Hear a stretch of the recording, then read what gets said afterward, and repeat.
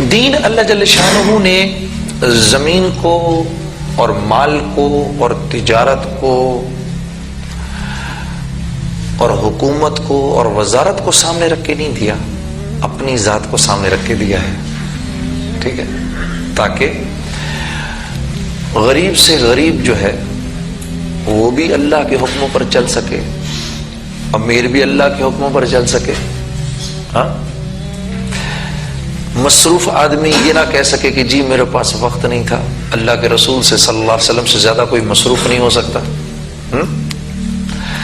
امور خانہ داری میں پھنسا ہوا آدمی یہ نہ کہہ سکے کہ جی میں کیونکہ بیوی بچوں میں پھنسا ہوا تھا میں اس لیے نہیں کر سکا۔ آپ صلی اللہ علیہ وسلم کی تو 9 ازواج مطہرات تھیں، سب کو پورا وقت دیتے تھے، ان کے تمام حقوق پورے کرتے تھے، وہاں پر ان کا ناک نقفے کا بندوبست کرتے تھے، سب کچھ کرتے تھے، اس کے باوجود دین کا کام کرتے تھے۔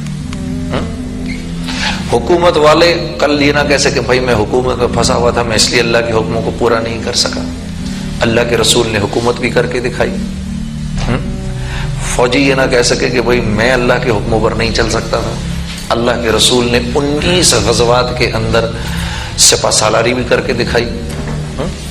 تاجر یہ نہ کہہ سکے کہ بھائی میں نہیں کر سکتا تھا، اللہ کے رسول نے تجارت بھی کر کے دکھائی، اس میں اللہ کے حکموں کو پورا بھی کر کے دکھایا۔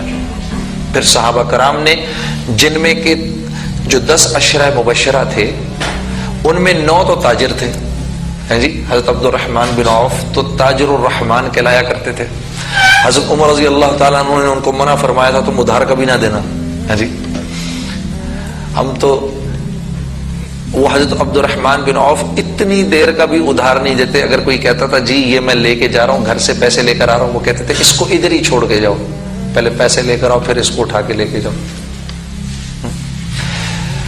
تو زراعت والوں میں بھی ہے، تو اللہ جل شانہ نے ہر شکل کے اندر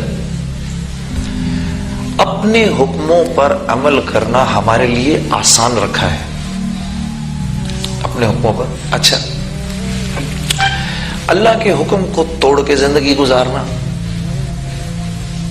کل پرسوں میں اسٹوڈیو گیا ہوا تھا کیونکہ میں نعتوں کی نئی البم ریکارڈ کر رہا ہوں، تو وہ جو میرا ریکارڈسٹ تھا اس نے مجھ سے جب میں جانے لگا کہا جنید بھائی آپ سے بڑی ضروری بات کرنی ہے۔ میں نے کہا ہاں بولو۔ کہتے ہیں میں یہ گانے بجانے کا کام چھوڑنا چاہتا ہوں۔ میں نے کہا الحمدللہ الحمدللہ۔ کیوں؟ کہا کہ بس مجھے لگتا ہے یہ کام ٹھیک نہیں۔ میں نے کہا الحمدللہ۔ تو میں نے کہا کہ یہ خیال تمہیں کیسے آیا؟ کہا جب آپ پچھلی دفعہ البم ریکارڈ کر رہے تھے آپ نے بڑی باتیں کی اس طرح کی، میں سوچتا بھی رہا ان کے بارے میں، تو کوئی معیار تو ہوگا جنید بھائی جس معیار کی بنیاد پر آپ نے گانا بجانا چھوڑ دیا۔ میں نے کہا یار معیار تو تھا۔ کہنے لگا وہ کیا ہے؟ میں نے کہا بھئی اس وقت تیرے سامنے میں کوئی حدیث تجھے بتاؤں، قرآن سے کچھ تجھے ثابت کروں، یہ کرنے کی کوشش کروں تو وہ میں کر نہیں سکتا کیونکہ میں تو کوئی عالم تو ہوں نہیں، یہ تو کوئی عالم ہی کرے گا۔ میں تو تیرے سامنے موٹی موٹی بات رکھتا ہوں کہ حرام کمانا دراصل مشکل ہے، حلال کمانا آسان ہے۔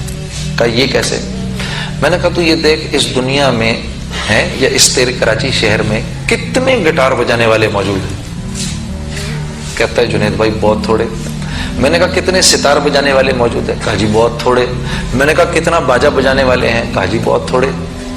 میں نے کہا مجھے یہ بتاؤ کہ یہ باجا بجانا آسان ہے کیا؟ کہا نہیں بہت مشکل ہے۔ میں نے کہا یہ کیا گٹار بجانا آسان ہے؟ کہا نہیں بہت مشکل ہے۔ میں نے کہا تو دیکھ شیطان کیسا چکر دیتا ہے کہ وہ کام جو کہ مشکل ہے وہ سکھاتا ہے ہمیں، اور اس کے ذریعے اس مشکل کام کو کر کے ہم حرام کماتے ہیں۔ میں نے کہا جوا سیکھنا آسان کام نہیں ہے۔ تو کہتا ہے واقعی؟ میں نے کہا سارے مشکل کاموں میں ڈالے گا اور پھر ہم سے کمائی کروائے گا، ٹھیک ہے؟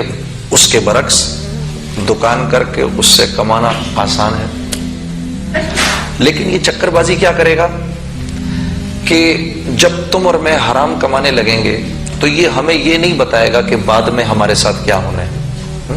کہے گا دیکھ کتنے مزے ہیں، گانا گاؤ، سب سنیں گے، تجھے پیسہ ملے گا.